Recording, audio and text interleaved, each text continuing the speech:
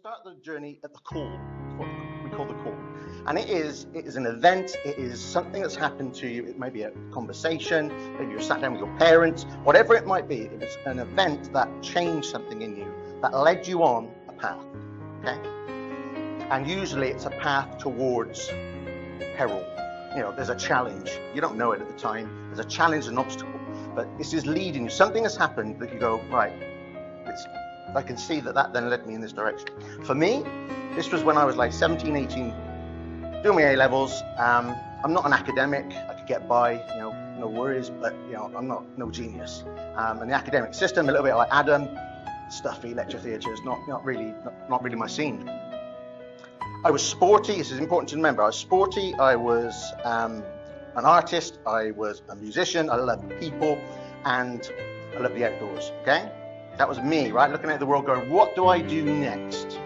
So what do I decide to do? I decided to stick myself in university for 4 years and study business studies. Nice one. Why did I do that? Well, it's funny, right? Because when I was looking back on it, there's this voice in my head saying, you've got to be, you've got to be grown up now, Martin. You've got to be professional. You've got to be credible. You've got to be successful. Forget about all your other stuff. This is what you've got to be. Now, a therapist has great fun with that voice, okay? But we're not here to discuss that. But that was the voice that was driving me. And it would said, well, leave this behind. Let's go in this direction. So I studied business. As part of my course, I went into financial services. Now, that man over there.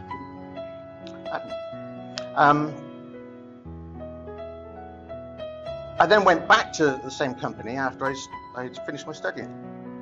Thinking, well, this is great. Financial services. Woohoo! There's a running joke in financial services. You don't choose to go into financial services, okay? As a 17, 16, 18-year-old, you don't go, I want to be investment and pensions proposition manager. Nobody. Said nobody ever, okay? You drift into it, you fall into it, it becomes something, and you kind of move into it. And for me, it was just that placement on my course, right? So what happened then? So that's my call. Can you understand what a call is? Has anybody got a call? Can you figure out maybe there was a time when it went in a different direction? Or in a direction? Calls, a few nods? Right. So the call. Oh, it takes us to the pit. Do you think the pit is a good thing or a bad thing? It's a bad thing. Okay, so financial services. I don't know if you know, but every 6 to 18 months you have a restructure. Not a myth, a fact. Okay? I spent 20 years doing that. What a fantastic way to build a culture of fear. Yeah?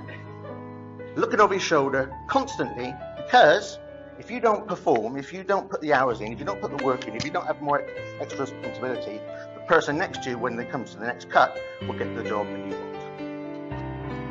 That's a serious thing, right? That's a serious culture. That is how it works.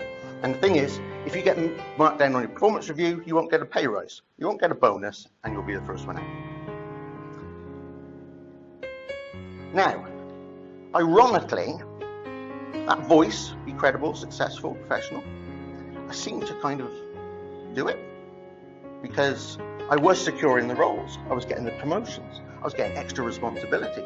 By the end of it, I was responsible for millions of customers across many high street brands, billions of profit, and I was working across all different locations all over the country. So this voice, I'm kind of like saying, well, actually, yeah, you're doing it. Yeah.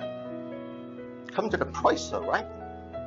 Because with extra responsibility, with extra pressure and extra stress, and when you go through all these restructures constantly, guess what? By the end of it, I'm left with the responsibilities and the roles of 6 people. Not one person, 6 people. And the business still expects the work to be done. It leads to my pit, right? Okay? Because I'm starting to feel really stressed, really overwhelmed, and I'm feeling like I'm not good enough. There's nothing to prove this, right? I'm doing everything that's asked of me. I'm feeling like I'm not good enough. I feel like I can't cope. I'm getting irritable. I'm getting, I'm not a nice person to be around. I'm working really long hours. And then one day I'm sat in the office, this great big glass building full of 3,000 professionals, busy suits, conference calls. And I'm sat down, and I would do if I sat down at my screen, can't see a damn thing, completely blurry. I start shaking uncontrollably. My head is absolutely screaming. My heart is coming out of my chest, and I feel sick to my stomach. And then it hits me. Absolute wave of emotion, right? There's nothing I can do. I'm sat there in the office, and I am crying, right? Shaking, and I haven't got a clue what the hell is happening, okay? And I am terrified. And you think, well, go away. I was rooted to the spot. Couldn't move, and I couldn't say a damn thing. Scary, scary 20, 30 minutes. Just how long it took for it to work out my system, right? What was happening? I was having burnout. I was having a breakdown. Okay? What happens if you leave stress too long is it builds and builds and builds, and all your coping mechanisms for dealing with that stress, it kind of works, and then eventually it stops working. Right? And your body and your mind will start shutting down. They'll say, enough is enough, and they literally shut down, and there is nothing you can do about it. I was in the middle of an office. Oh, great. I'd rather have been on my couch at home. But it could have happened in the car, it could have happened in the supermarket, and I swear to God, guys, if you leave it that long, it'll happen. And it'll hit you, and you won't be able to do a damn thing about it. Really scary. There's a tip for you, right? It's like the mood, eh? Okay. Search, right? We want to search. We want to get out of the pit, right? So now this is your search moment. Oh, anybody have any pits? I know some of you have got pits. I know.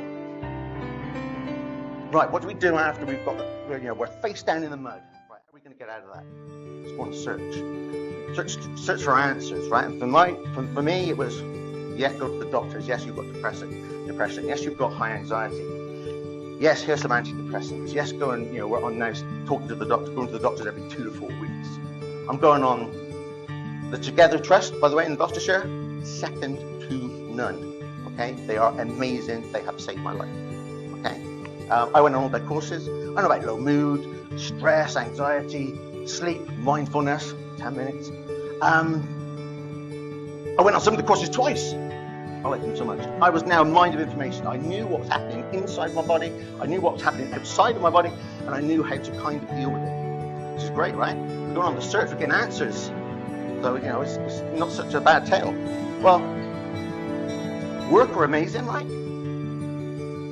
I had a lot of pressure from work, but I was doing 9-day fortnight, work from home, they had a counsellor, and obviously I was having separate counselling. So actually, this was kind of working. I think,